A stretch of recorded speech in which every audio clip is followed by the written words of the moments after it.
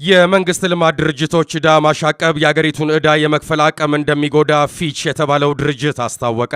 ከሁለት ዓመታት በፊት የኢትዮጵያውያንን የውጭ ዕዳ የመሸከም አቅም እንዲገመገም በመንግስት ተቀጥሮ የነበረው ፊች የተባለው የመበደር አቅም ምዘና ኤጀንሲ ሰሞኑን ባወጣው መግለጫ የመንግስት የልማት ድርጅቶች ዕዳ እያሻቀበ መሆኑንና በአገሪቱ ዕዳ የመክፈል አቅም ላይ ጉዳት ሊያስከትል እንደሚችል አስታውቋል። ፊች የተባለው ኩባንያ ረቡዕ ሐምሌ 6 ቀን 2008 ዓ.ም ባወጣው መግለጫ የኢትዮጵያ መንግስት የ2009 ዓመተ ምህረት በጀትን በመገምገም በጥንቃቄ የተዘጋጀ መሆኑን ገልጾ የመንግስት ልማት ድርጅቶች ዳግም በማሻቀብ ላይ መሆኑንና ለሚቀጥሉት 2 ዓመታትም መጨመሩን ይቀጥላል የሚል ግምት እንዳለው አስታውቋል።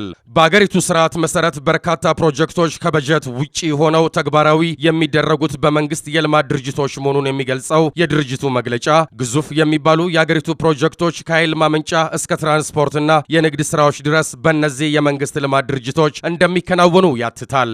በአገሪቱ አመራሮች የተለጠጡ እቅዶች በተለይም በኃይል ማመንጨትና በመሰረተ ልማት ግንባታዎች ከፍተኛ ተሳትፎ የሚያደርጉት የልማት ድርጅቶች መሆናቸውን ይገልጻል። በዚህ የተነሳ የእነዚህ ድርጅቶች ዕዳ እንደ አውሮፓውያን አቆጣጠር በ2015 መጨረሻ ማለትም በታህሳስ 2008 ዓ.ም ከአገሪቱ አጠቃላይ ምርት 29 በመቶ እንደደረሰ ጠቁሟል። የአገሪቱ አጠቃላይ ምርት ጂዲፒ 1.2 ትሪሊዮን ብር መድረሱን መረጃዎች ያመለክታሉ። በመሆኑም የአገሪቱን ዕዳ የመክፈል አቅም ለመገምገም የእነዚህ ድርጅቶችን የዕዳ መጠን መከታተልና እንደ ቀጣይ የአገሪቱ ዕዳ አድርጎ እንደማያይ ድርጅቱ ገልጿል። የአገሪቱን ዕዳ የመክፈል አቅም በመጪው ጥቅምት ወር እንደሚገመግምም ይፋ አድርጓል።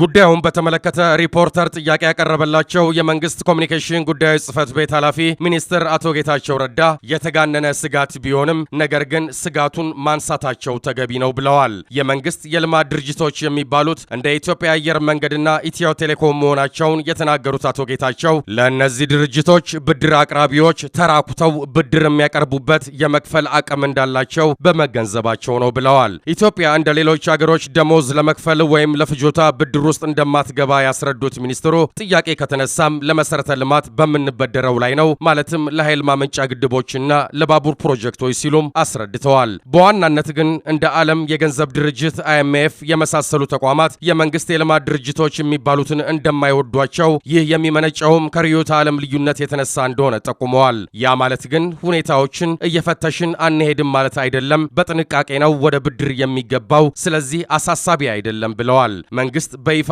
የእነዚህ ድርጅቶች የዕዳ መጠን አሳሳቢ እንደሆነ ባይናገርም ከቅርብ ጊዜ ወዲህ የልማት ድርጅቶች ብድር የመቀነስ አዝማሚያዎች እያሳዩ ይመስላሉ። ከነዚህም መካከል መንግስት በ2009 ዓ.ም በጀት ውስጥ ትልቅ ትኩረት ከሰጣቸው መካከል በሶስተኛ ደረጃ የሚገኘው ዕዳ ክፍያ ሲሆን 13 ቢሊዮን ብር ለዚህ በጀት ዓመት ተይዞ ጸድቋል። ከኃይል ልማት አንጻር በሁለተኛው የእድገትና ትራንስፎርሜሽን እቅድ 18899 ሜጋዋት ኃይል የማመንጨት እቅድ ውስጥ 13358 ሜጋዋት በግል ባለሀብቶች እንዲለማ ተወስኗል። በዚሁ የሁለተኛው የእድገትና ትራንስፎርሜሽን እቅድ ውስጥ የተካተቱ አገር አቀፍ የባቡር ፕሮጀክቶችም በግል ባለሀብቶች እንዲገነቡ መወሰናቸውን፣ በዚህም መሰረት የኢትዮጵያ ምድር ባቡር ኮርፖሬሽን ጥናት እያካሄደ መሆኑን መዘገባችን ይታወሳል ሲል ዘገባውን ያደረሰን ሪፖርተር ጋዜጣ ነው።